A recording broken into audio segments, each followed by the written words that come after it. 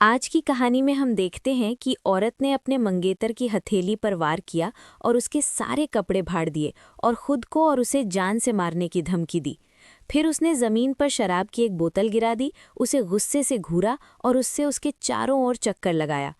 ये देखकर कि वो भागने की कोशिश नहीं कर रहा है, उसने तुरंत माचिस से शराब जला दी। हैरानी की बात है कि आग से घिरे होने के बावजूद उसका बॉयफ्रेंड भागा नहीं, उसे अपना गुस्सा निकालने दिया, बस उससे माफ़ी मांगी। औरत ने न सिर्फ उसे माफ़ कर दिया बल्कि लैब में उससे बातें भी की। ये सब बाहर खड़े लड़के स्टूडेंट्स ने देखा। वो बहुत नाराज़ था कि औरत ने उसे माफ़ कर दिया। उसके क्लासमेट्स ने उसे हार मानने के लिए मनाने की कोशिश की, लेकिन उसका चेहरा ज़िद्दी बना रहा। वो औरत स्कूल की फ़िज़िकल एजुकेशन टीचर थी और एक औरत होने के बावजूद वो लड़के स्टूडेंट्स के एक ग्रुप को पूरे डिसिप्लिन से कमांड करती थी। जब भी कोई स्टूडेंट गलती करता तो वो उसे बार बार थप्पड़ मारती। स्टूडेंट्स को ये सब करते देख सासुके, जो चुपके से देख रहा था, बेचैन हो गया। उसने फूलों की क्यारी से एक फूल तोड़ा, दौड़कर उस औरत के पास गया और कहा कि उसने भी गलती की है और उसे सज़ा मिलनी चाहिए। उसने जानबूझकर उस महिला के मंगेतर को एक पत्र लिखा जिसमें दावा किया गया कि वो उसके एक छात्र से मिल रही है। मंगेतर ने पत्र के साथ महिला का सामना किया, लेकिन उसने इससे इनकार कर दिया। कहा कि छात्र सिर्फ एक बच्चा है और वो उसमें कभी दिलचस्पी नहीं ले सकती। मंगेतर असहमत था। 17 या 18 साल के लड़के सब कुछ जानते हैं और वे सभी युवा और सुंदर हैं। कौन कह सकता है कि एक महिला लुभाएगी नहीं?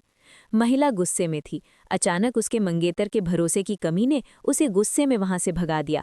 सासुकी और उसके क्लासमेट्स ने ये देखा और अपनी सफल स्कीम से खुश हुए। फिर उन्होंने सड़क पर उससे टकराने का नाटक किया और उसे एक बार में बुलाया। वो औरत जो अभी भी परेशान थी, उनके साथ चली गई। मीटिंग के दौरान वो रेस्ट रूम गई। जैसे ही वो बाहर आई, उसकी आंखें ढकी हुई थीं। वो जानती थी कि ये सासुके है और वो जानती थी कि जिसने उसके मंगेतर को लेटर लिखा था वो सासुके ही था। उसने सासुके की हैंडराइटिंग पहचान ली।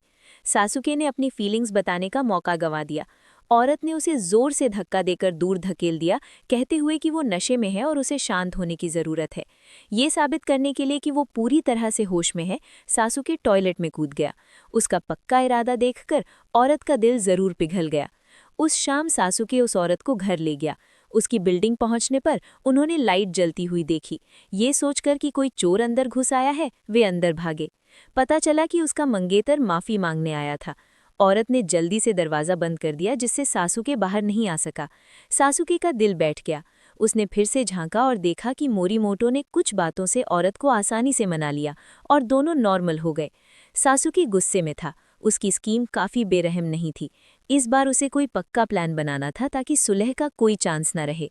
उसने शराब खाने के मालिक के नाम पर मोरीमोटो को एक लेटर भेजा। मोरीमोटो हैरान होकर मीटिंग में आया और मालिक उसे घसीट कर ऊपर ले गया। नीचे दिया गया वाक्य अलग लगता है और एक अलग किस्सा लगता है।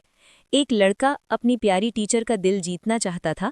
उसने जानबूझकर शराब खाने की मालकिन से उसकी मंगेतर को बहकाया और फिर उसे अपने पास बुलाया, ये मानते हुए कि कोई भी धोखा बर्दाश्त नहीं कर सकता। औरत सच में गुस्से में थी और दोनों के बीच कोल्ड वॉर शुरू हो गया। उसने अपनी मंगेतर की बात करने की कोशिशों को नज़रअंदाज कर दिया। सासुके को लगा कि उसका मौका आ गया है और उसने औरत के सामने अपनी फीलिंग्स बताने का मौका पकड़ लिया।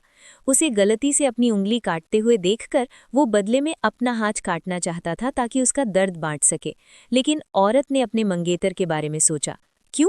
गलती 3 लोगों की, दर्द सिर्फ 2 लोगों को होता है। इसलिए वो अपने मंगेतर के पास चाकू ले गया, उसका हाथ काट दिया और फिर इस मौके का इस्तेमाल सीन बनाने के लिए किया। मंगेतर, ये जानते हुए कि वो गलत है, उसे अपनी मर्जी से करने दिया। लड़ाई के बाद दोनों में सुलह हो गई। इससे सासुके को गुस्सा आया, जिसने मोरीमोटो को पूरी तरह खत्म करने की कसम खाई। उसने एक टेस्ट ट्यूब में बहुत सारा आग पकड़ने वाला सामान डाला और उसे मोरीमोटो की लैब बेंच पर रख दिया। मोरीमोटो अनजान अपना एक्सपेरिमेंट करता रहा, जिससे जल्द ही धमाका हो गया। अपने बॉयफ्रेंड की चोट के बारे में जानकर वो औरत घबरा गई। सासुके की ओर मुड़कर, जो उसका पीछा कर रहा था, उनकी नज़रें मिली और उसे पता था कि सासुके इसमें शामिल है, लेकिन उसने कुछ नहीं कहा। मकान मालकिन जिसने मोरीमोटो के साथ रात बिताई थी, उसकी हालत को लेकर बहुत परेशान थी। एक स्टूडेंट ने जल्दी से खबर दी। मोरीमोटो की जान बच गई थी, लेकिन उसके सिर्फ 2 पैर बचे होंगे। सासुके मन ही मन खुश हुआ। इस बार वो ज्यादा सावधान था और उसने पहले उस औरत का रवैया परखने का फैसला किया। हॉस्पिटल में उसके मिलने का फायदा उठाकर वो उसके बिस्तर के नीचे छिप गया।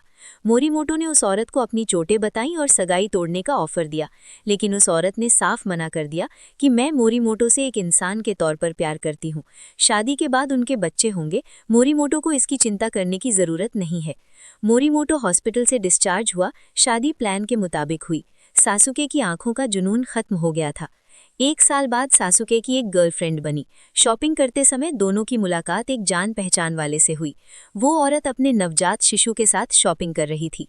गर्लफ्रेंड खुशी खुशी बच्चे के साथ खेल रही थी। सासुके और औरत की आंखें मिली।